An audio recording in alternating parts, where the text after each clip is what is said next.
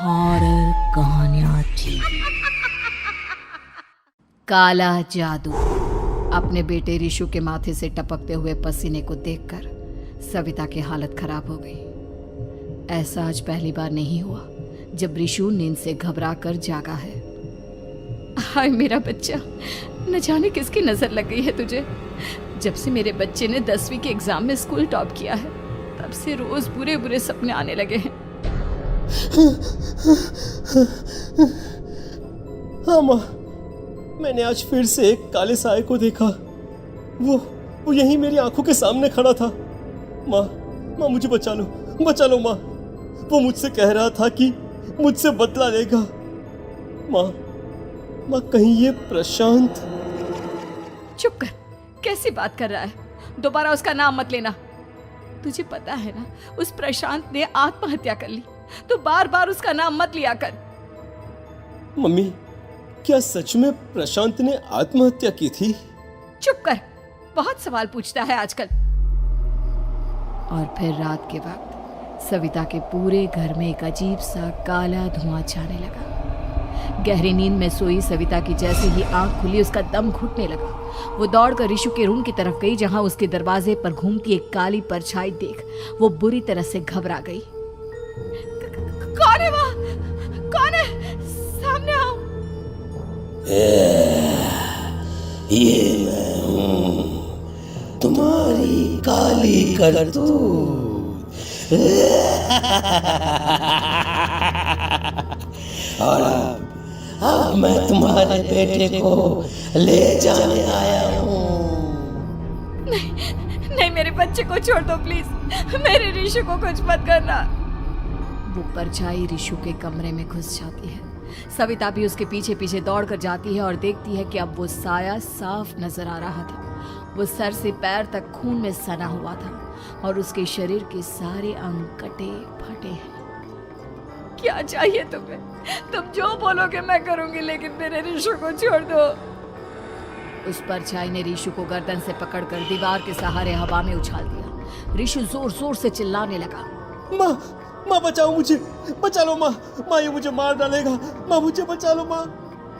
नहीं ऐसा मत करो, मुझे मार दो लेकिन मेरे बच्चे को छोड़ दो। मैं तुम्हारे आगे हाथ जोड़ती हूँ। वो परछाई रिशु को जमीन पर गिरा देती है और अचानक वहां से गायब हो जाती है। रिशु, मेरा बच्चा, तू ठीक तो है ना? कुछ बोल बेटा, क्या हुआ है तुझे? मैं ठीक हूँ माँ। क्या हुआ था यहाँ पर? कुछ नहीं बेटा, कुछ नहीं। तू परेशान मत हो। हम कल ही गांव के बाहर जो तांत्रिक महाराज रहते हैं उनके पास चलेंगे। ठीक है माँ, हम जल्द ही उनके पास चलेंगे। मुझे बहुत डर लग रहा है माँ। ये बार बार मुझे डरावने सपने आना, ये सब हमारे साथ क्यों हो रहा है माँ? अगले दिन सविता अपने बेटे रिशु को लेकर गांव के बाहर तांत्रिक के पास जाती है। जिस जगह पर तांत्रिक रहा करता था वो जगह बहुत डरावनी थी। चारों तरफ कंकाल और खूब भूतियां नजर आ रही थी। गांव से दूर वीराने में उस जगह पर जोर से आंधी चल रही थी। रिशु ने डर कर अपनी माँ का हाथ पकड़ लिया। माँ मुझे बहुत डर लग रहा है। ये कैसी जगह है?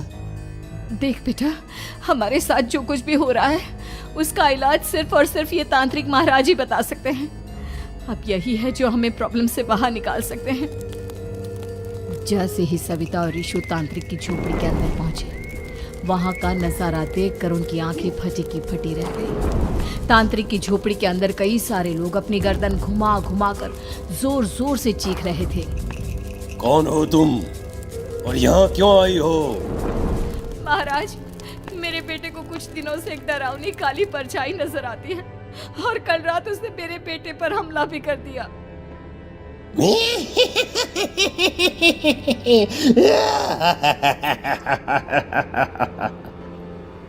मम्मी हमें यहाँ से चलना चाहिए। ये जगह मुझे ठीक नहीं लगती। नहीं बेटा, ऐसा नहीं कहते। रुक जाओ, 2 मिनट के लिए रुक जाओ। क्या कहा? काली परछाई? तुम्हारे बेटे पर किसी काली परछाई ने हमला किया? हाँ महाराज, वो कह रही थी कि वो मेरे बेटे को कुछ कर देगी, कोई उपाय बताइए महाराज। मेरे बेटे के साथ कुछ गलत नहीं होना चाहिए। तुमने किसी दूसरे के साथ गलत किया है तो तुम्हारे साथ भी गलत होकर ही रहेगा। तुमने किसी की जान ली है, किसी को मार डाला है तुमने। नहीं महाराज, मैंने ऐसा कुछ नहीं किया। मैंने किसी की जान नहीं ली। मुझे कोई उपाय बताइए। लगता है तुम इतनी आसानी से नहीं मानोगी। मैं तुम्हें अभी उस काली परछाई से मिलवा देता हूँ और वही सारा सच तुम्हारे सामने लेकर आएगा। सविता और ऋषु ने डर के मारे अपनी आंखें बंद कर ली। तभी अचानक तांत्रिक की झोपड़ी में अजीबोगरीब आवाजें गूंजने लगी। सविता और ऋषु बुरी तरह से कांप रहे थे। आंखें खोलो और अपने सामने देखो। क्या यही है वो जिससे तुम कल रात को मिली थी? बताओ मुझे। हाँ, इसने कल रात मेरे बेटे के ऊपर हमला किया था। ये उसी लड़के की भटकती हुई आत्मा है जिसे कुछ दिन पहले तुमने मार डाला था। मम्मी ये महाराज क्या कह रहे हैं? क्या सच में आपने किसी की जान ली है, किसी को मार डाला है? अगर हाँ तो बताइए ना मम्मी, किसको मारा है आपने? किसको? तुम्हारी माँ इतनी आसानी से सच नहीं बताएगी बेटा। इसने एक बच्चे की जान ली है। कहीं उसका नाम प्रशांत तो नहीं महाराज? वो मेरा दोस्त है, मेरा मतलब मेरा पड़ोसी है। सही पहचाना। देखा सविता, तुम्हारा खुद का बेटा भी जानता है कि तुमने किसी के प्राणों की बलि चढ़ा दी और इसीलिए अब उसकी बुरी आत्मा तुम्हारे घर में भटकती है। मुझे माफ कर दीजिए महाराज, मुझसे बहुत बड़ी गलती हो गई। प्रशांत हमारे पड़ोसी का बेटा था। हर बार उसके नंबर मेरे बेटे से ज्यादा आते थे और इसलिए मैंने उसके कमरे के बाहर काला जादू किया था, पर मुझे नहीं पता था कि वो मर जाएगा। तुम्हारे उसी काले जादू वाली गुड़िया के अंदर एक बुरी आत्मा थी जिसने उस बच्चे के दिमाग पर बुरा असर कर दिया और उसी की वजह से उस लड़के ने अपनी बालकनी से कूदकर आत्महत्या कर ली।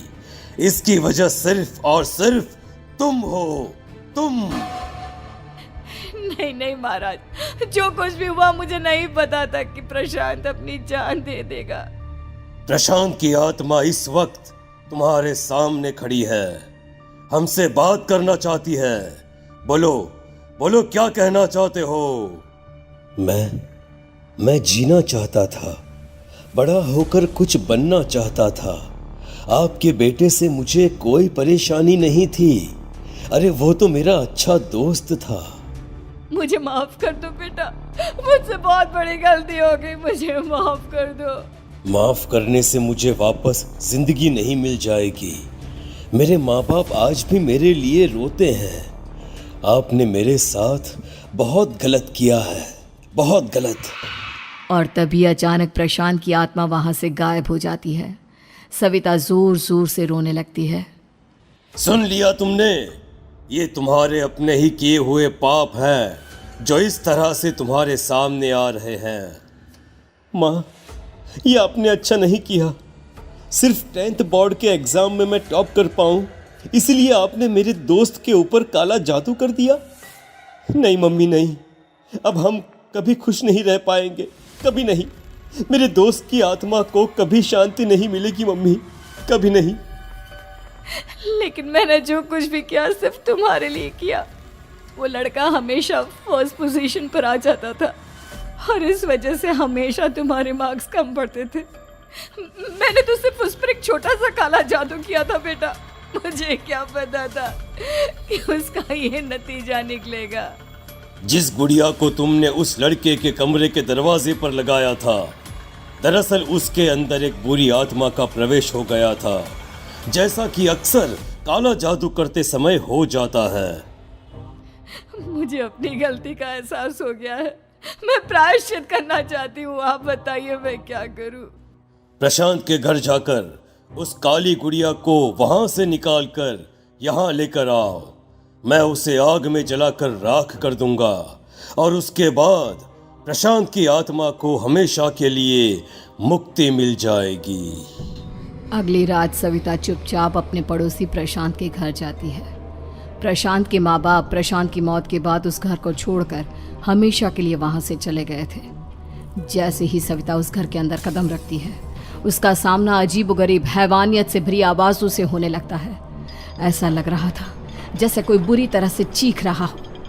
सविता जैसे ही प्रशांत के कमरे के बाहर पहुंचती है, वहां पर लटकी हुई गुड़िया के शरीर से खून टपकने लगता है। ये क्या हो रहा है? इस गुड़िया के शरीर से खून क्यों टपक रहा है? सविता हिम्मत करते हुए उस गुड़िया को वहां से उतारने की कोशिश करती है, लेकिन तभी अचानक से बहुत भयानक दिखने वाली औरत उसकी आंखों के सामने आकर खड़ी हो जाती है। मैं यहाँ से कहीं नहीं जाऊंगी, और अगर तूने मुझे यहाँ से हटाने की कोशिश की तो मार डालूंगी मैं तुझे। नहीं नहीं, मुझे तुम्हें यहाँ से ले जाना ही होगा, नहीं तो मेरा बेटा, उसकी जान को खतरा है। मैं तुम्हें नहीं छोड़ सकती। अगर तुम्हारे अंदर हिम्मत है तो मुझे इस घर से बाहर ले जाकर दिखाओ। और ऐसा कहकर वो औरत सविता के ऊपर हमला कर देती है और उसे हवा में उछाल उछाल कर जमीन पर पटकती है। लेकिन तभी अचानक मौका देखकर सविता अपने हाथ में ली हुई सुई उसके हाथ में चुभो देती है। हाथ में सुई लगते ही वो औरत जमीन पर तड़पने लगती है। ये क्या किया तूने? ये क्या कर दिया? तुझे ऐसा नहीं करना चाहिए था। तांत्रिक ने मुझे कहा था कि तुझसे जीतने का सिर्फ यही एक तरीका है जिससे मैं अपने पापों का प्रायश्चित कर सकती हूँ और अपने बेटे की जान बचा सकती हूँ। और उसके बाद वो डरावनी दिखने वाली औरत एक छोटी सी जादुई गुड़िया में तब्दील हो गई और सविता ने उसे ले जाकर तांत्रिक को दे दिया। तांत्रिक ने